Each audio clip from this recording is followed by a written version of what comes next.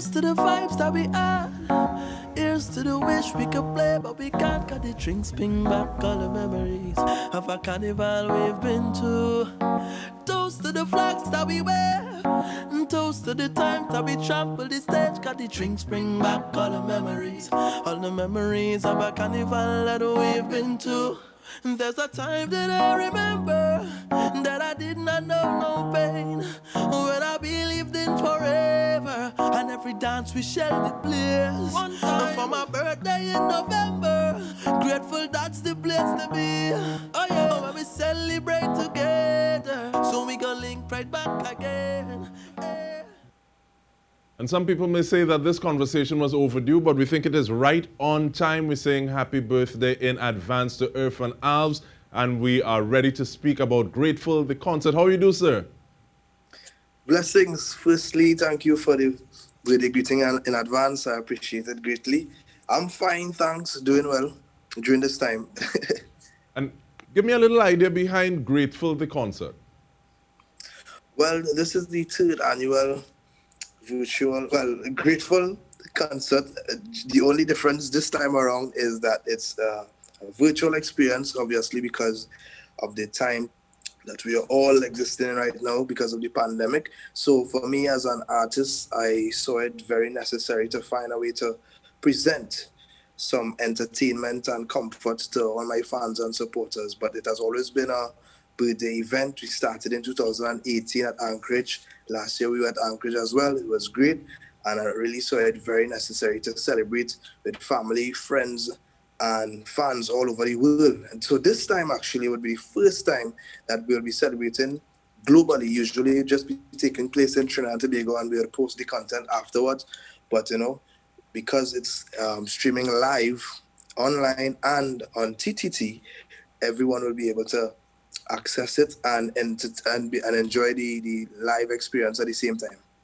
But it seems as though you're one of the artists that has been able to ride that wave and pivot and basically thrive on the virtual stage. Is that you? Is that your team? Is that a combination? Is that something that you're doing on purpose? Because even like the official video where you got clips from different places and different people, take us through the process that leads to that. Well, naturally, I'm a very resilient individual, right? So there was no thought of not doing anything whatsoever, right?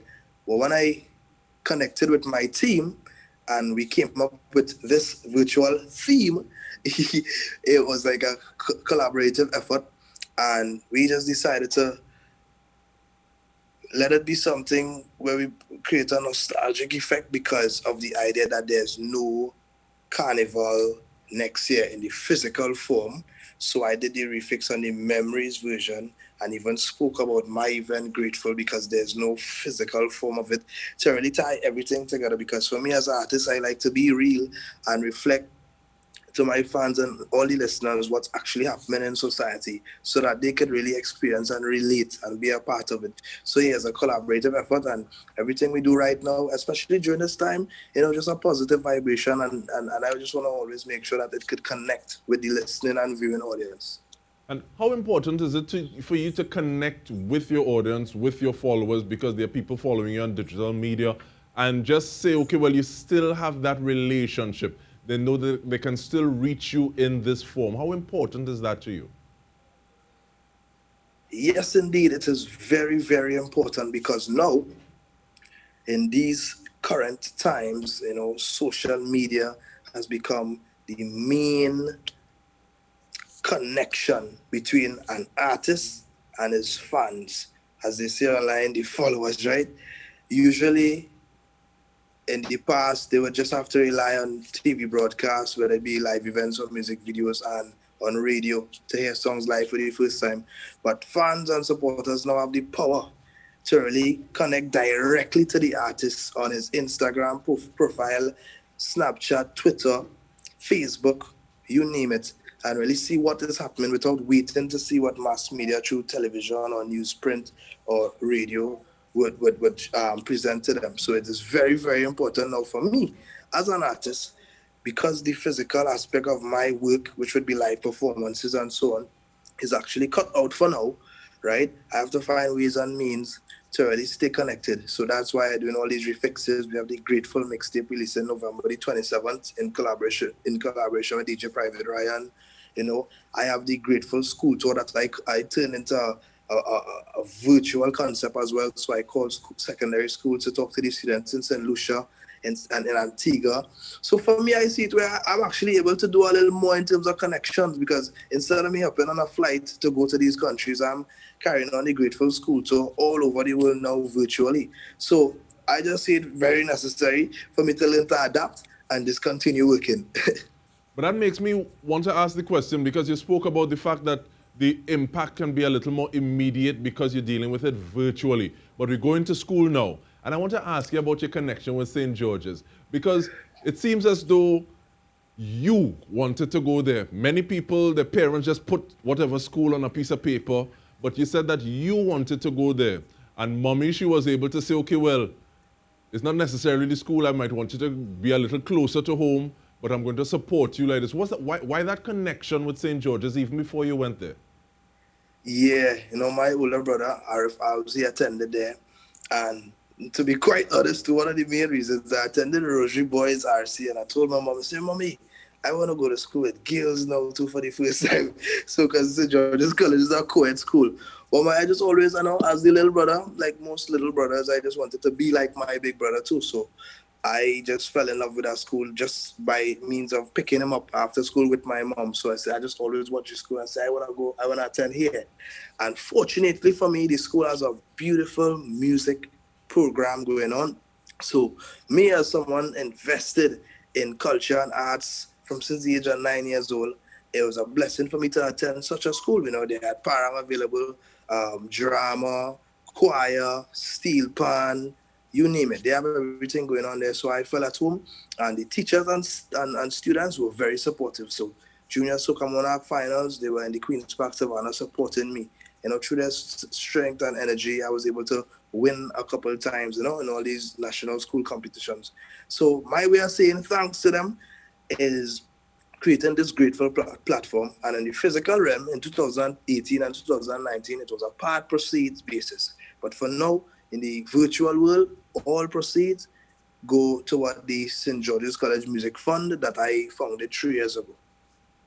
And I think that's something that's really beautiful in the sense that many times people will find something that they want to do outside of school.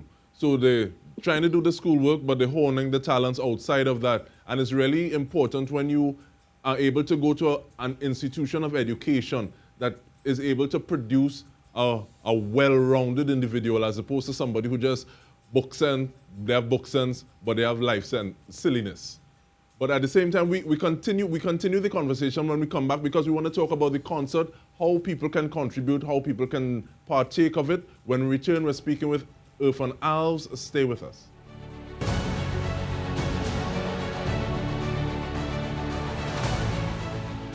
Welcome back. We are speaking with Erphaan Alves about Grateful, the concert. It is on November 22. And Erphaan, give us a little information about the concert. What time does it start? What are some of the platforms people can view it on? And we do that even before we talk about the donation platforms. Yeah. Well, I'm so, no pun intended, I'm so grateful to have it aired on Trinidad and Tobago, like national television, Roadsy Core, TTT, because TTT is very special to me. My first performance on national television was on 12 and Under, Tante Hazel.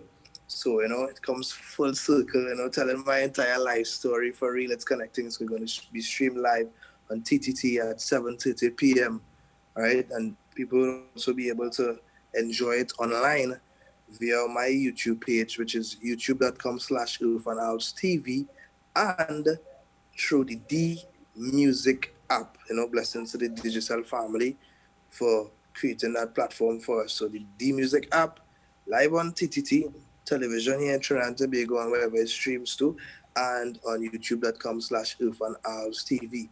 Now people can just log onto my Instagram profile. That's Erphaan Alves, ERPHAANALVES, or erphaanalves.com for more information on the streaming aspect. I'll also be presenting immersive virtual experience for the first time in Trinidad and Tobago. So I really want people to look into that. Usually, what we would call the virtual world is like a live stream, and I'm performing in a space and it's just being aired to the world, right? But we created a platform where people can actually enter a space and walk through and shop EA merch, which would also be launching for the first time on Sunday. A lot of things going on, and the record shop, and they could play trivia games for discounts on the EA merch line that we'll be launching for the first time on Sunday. So I really want people to tap into the online platform as well to enjoy that space. Blessings to Yella TV for that. In terms of the donations, tomorrow we'll be blasting the information concerning the text to donate process and also the GoFundMe. So I want people to stay tuned on the Instagram to make sure they have everything to make sure that they stay in the know. And concerning everything about the EA Grateful Experience 2020. Yeah, but during the show as well, we'll have the information for them to read and understand the process, because I want everybody to donate. Usually it's just all me, but in this virtual world, I want to urge my friends and family and fans all over the world to donate, because when they're donating, it's not towards me, it's towards St. George's College Music Fund, where I help and assist students who are once like me.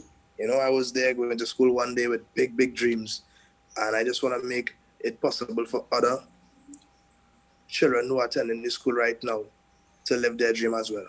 And with that in mind, I ask you, because you said even before you went to the school and you just used to be picking up bigger brother, and you say, okay, well, that's the school that he going to, that's the school I want to go to. So you say reaching to St. George's with big dreams and both boys and girls in the school, which is a plus. But looking and saying, okay, well, this is somebody who did from Form 1 to Upper 6. And then people say, okay, well, he went to school and he did this. Have you gotten any feedback so far where people say, well, if Erphaan did this, I can do this too? What are some of the conversations that you have when you go back to the school and you link with students? Yeah, I'm quite surprised, every time, because when I graduated, I probably would have visited the school to do some donations and so on. So, you would meet some people who would be a little younger than you, but still attending, and probably while I was in Form 6, they just came in Form 1 and that kind of thing. But after years pass, and I realized it's like the same energy as if I just left. And then I realized the teachers would have been boasting to the students every time they came in from Form 1 that, Erphaan Alves attended the school, and I felt great about that. So when I go back in the hall, there's a huge article about me and a picture of me in the school hall. So while all the other articles are the principal and that kind of thing. So I say, yeah, this is an establishment that I must stay connected to, because the energy is going both ways. And parents outside of the school, even in my direct messages on social media, they ask me, so for real, is St. George's College really that much involved in music? And I say, yes, look at me. So yeah, the conversation continues and the energy is there from me toward the school, and reciprocated from the teachers, staff, the students back to me too. So I really appreciate it, and that's why I would continue doing what I'm doing right now. And I think that conversation can go even further, because as opposed to just saying, okay, well, yes, he's putting the energy in. Yes, he went to school. You can also take the conversation further and said, this is your craft. So you want to even put some more paper and some theory behind what you do practically and deal with it on a tertiary level. So possibly even having people say, well, that is something that I can do as well, as opposed to saying, well, it's a vibe. It's also something that you can take the time and learn on different levels to go through. Yes, my secondary school teachers, music teachers, Miss Paul and Miss Marcus, they encouraged me to take up the tertiary level as well, because in Trinidad and Tobago, because they were one students who graduated with a musical arts BA at the University of the West Indies in Trinidad and Tobago, St. Augustine campus. So they experienced it, so they always urge me to stay right here and do it. Because before going into Form 5, I had thoughts wondering if I should travel But in the back of my head, I was so involved in local culture, calypso and soca, and all the aspects of the arts that I believe that I needed to stay here to develop and understand, because during my time at UE, we had classes like, carnival studies, calypso arranging. So I studied I studied music and the history of music, and my major was voice, but at the same time I got to enjoy and learn about local culture as well. So I really enjoyed the steel band arranging course too. So hats off to UE for implementing such courses, so every student who attends that institution and studies music, to be more specific, they get a taste of the local culture in a institutionalized form as well. And I'm very happy to be able to dive down in the conversation on this matter with you, as opposed to just having people think, well, you just wash your foot and come. But with that in mind, and saying, okay, well, you're taking it like this, is that part of the reason that you push this no season hashtag and thought process? Because I've heard people like Ozzy Merrick talk about center season between Christmas and Carnival. What happens there? But you've taken it even further and saying no season for what is this we do. And was your inspiration behind that? See, I grew up on listening to my brother playing hip-hop, rap, dancehall. Back then it was kind of known as dub, with like Sizzler and these guys. And at the same time, my parents were avid fans of soca and calypso. So I had a decent balance in terms of a young musical experience. And at a very young age, I realized that soca music had a kind of stop and go effect. So throughout the year, I would hear the dancehall music and the reggae music and all these foreign genres. But around carnival time on the radio is only when I would enjoy calypso and soca. So as I became an artist now, I feel like I was compelled to contribute in a positive way to kind of change the narrative and share the idea that if this is a genre that wants to compete against all the mega genres of the world, there's one thing that we aren't doing that they are doing, and successfully too. They are not producing or focusing their energy towards 2 months in the year only. They are active throughout the year. So it comes like, as a businessman, you only like your business enough to open it for 2 months of the year. And for the rest of the year, you close down because you feel like if you're making enough money. But what about the rest of the year? What about the customers who feed it, who yearning for that product? And that's the soca fans, because I get messages. We appreciate the fact that you continue to give us new content during the year. You continue to do new projects during the year. You continue to do events during the year. And we appreciate that as well, Erphaan. We appreciate that as well, and we want to thank you for the work that you're doing. On behalf of the entire news team, I'm DK Roster. Thank you for joining us, and good night. And we have closing words from EA in his element on social media outside the school that he loves so much. I say you're special to me. I say you're special to me.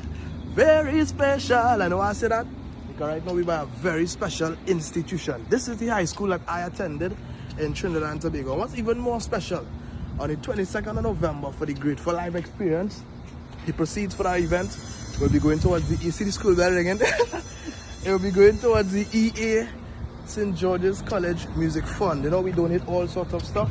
And I am inviting you, right, all my friends and family and supporters all over the world to view and donate while we're going live as well. You know, we're going to set up the GoFundMe, we're going to have a text to donate, and all sorts of platforms for you to contribute to really help me keep the music department alive in this school. I love this school and I want to continue supporting, right? So the 22nd of November, it's all about grateful. We're giving back. We're giving tax. Excellent.